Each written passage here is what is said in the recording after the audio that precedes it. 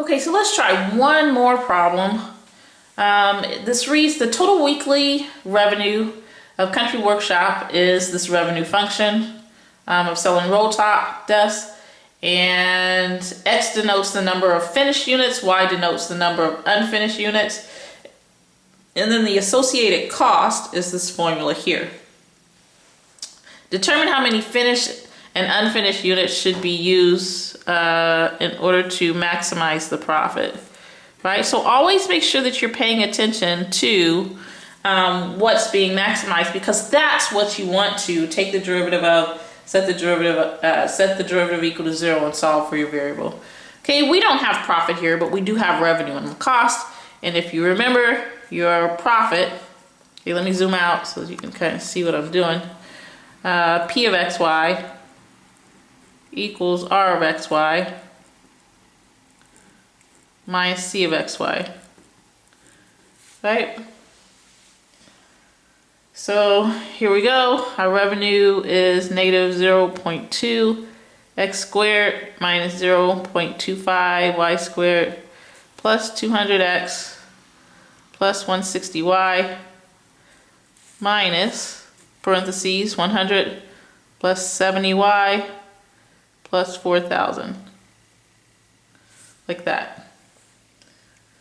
Okay, so oftentimes students want me to distribute the negative.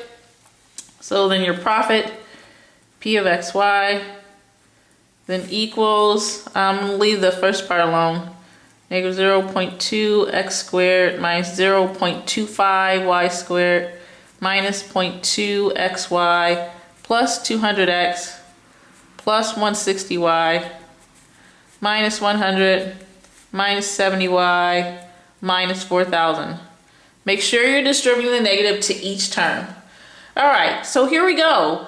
They're asking us to maximize the profit. So the three-step process is to take your partial derivatives, so piece of x and also piece of y. Piece of x, okay, this one has an x in it, negative 0.4x. No x. This one has an x in it, negative 0.2y times 1. This has an x in it, plus 200. And over here, minus 70. Oops, correction. I made a mistake. This is 100x here. This is the one that has the x in it. Minus 100, right? So this one, the derivative would be 0 because it does not have an x. Okay, let me try to zoom in so that you can see what I'm doing. Okay, so then piece of y, no y, so negative 0.5y. And here, this is negative 0.2 x times 1, 0 plus 160, 0, and then minus 70. Okay. So we're getting there. We took our partials. So then the next step is for us to set your partials equal to 0. So let me see if I can get that.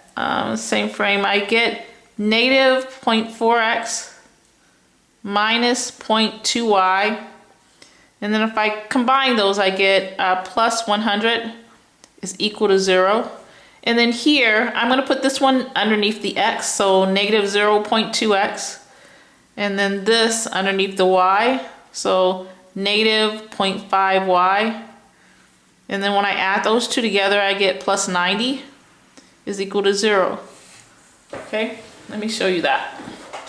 All right, so at this point, you need to eliminate either the x or the y. It doesn't matter which one you do. So I'm going to multiply the bottom by positive 2.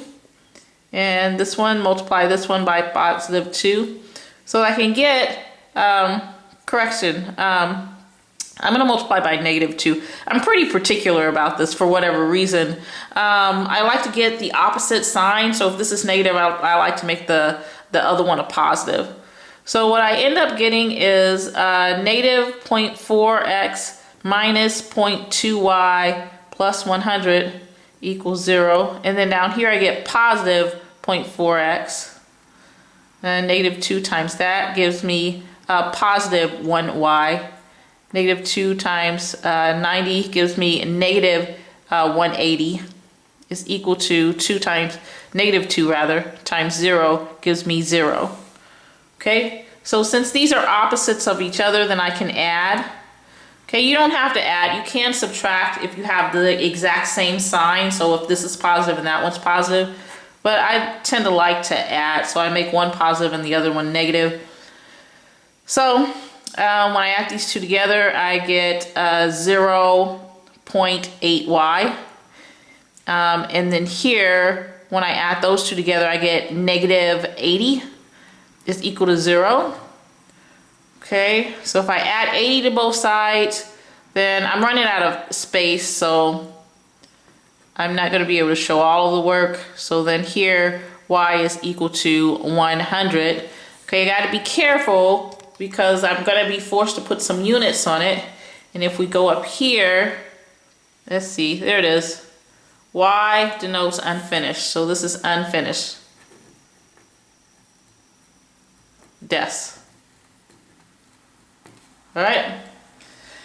So now we need to find out how many finished des. And as I mentioned, if you do have XY combinations in your equations that equal to 0, then you're going to plug it back into one of those. So I'm going to plug it back into this one that's labeled, that is the very first one. Okay, I'm going to rewrite that. So negative 0.4x minus 0.2y plus 100 is equal to 0.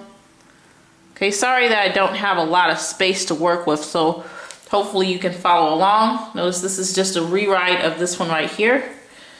Okay, so now I'm going to plug in 100 for the y. So I get negative 0.4x minus 0.2 times 100 plus 100 is equal to 0. So let's see, negative 0.4x minus 20 plus 100, so what's that, plus 80 is equal to 0. So 0.4x equals 80, which means x equals 200. And if we go back up here, right here, so it's right there, x is the finished ones. 200 finished. Des. Okay. Now if I want to find the maximum profit, and let me zoom out for a minute because this is just a plug and chug. So I've already answered these two. Okay, you can see your answers right there. If I want to find the maximum profit, then notice all I'm doing is I'm going back into the profit equation. It's a plug and chug. So I'm asking you to do P of 200, 100. Right? So this is a Z coordinate. You have your X, bam. You have your Y, bam. They're saying what's the profit associated with it. Okay, so for the very last part, you guys are asked to use the methods of calculus demonstrated in class to prove that you have maximized the profit. So here we go. Here's the D test. PXX. Remember that it says maximize the profit. Whatever it is that you're maximizing is what you're going to take the derivative of, set the derivative equal to 0 and solve for your variable. And then down here, you should reflect that. Okay, so PXX, let's go up here. And let me see if I can, I don't know if I want to make it bigger or smaller. Okay, PXX here is negative 0.4. So negative 0.4, 0, 0, 1, 0. PYY. Make sure the labels are appropriate. So let's go here, pay attention to the y's, and this is negative 0.5. And then PXY, which is the same as PYX. Okay, so now that you guys have seen it a couple of times, I'm not going to do them both. I'll do this one though. Right, PXY, so let's go to P sub x, pay attention to the y's, negative 0.2, like that. So we have everything that we need because D equals PXX times PYY minus PXY, the quantity squared, right? Because PXY and PYX are the same thing.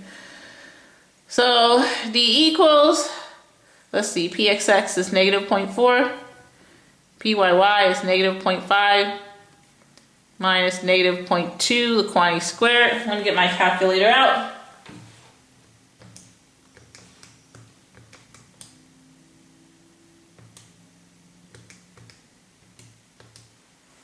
Okay, so I got that this is equal to positive 0.16.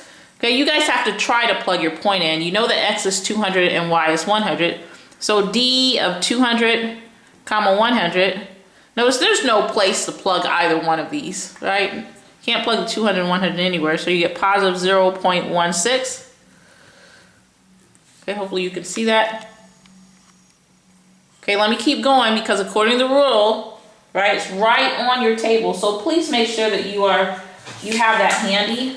Right, I gave you a printout from a book and also a printout from a copy of what I wrote out for my students in the past. So if D comes up positive, it says keep going to FXX. In this case, we're going to go to PXX, which equals negative 0.4. Okay, so PXX, specifically at the point 200, 100, there's nowhere for the X or the Y to go, like that last example, so this is just negative 0.4. So let's see what that means. All right, D is positive, PXX is negative, which means you're looking at a local max. So that means that when you have 200 finished and 100 unfinished, then this is a local max of profit. There it is, you just proved it using the D test. Again, no number line, you're using the D test for your proof.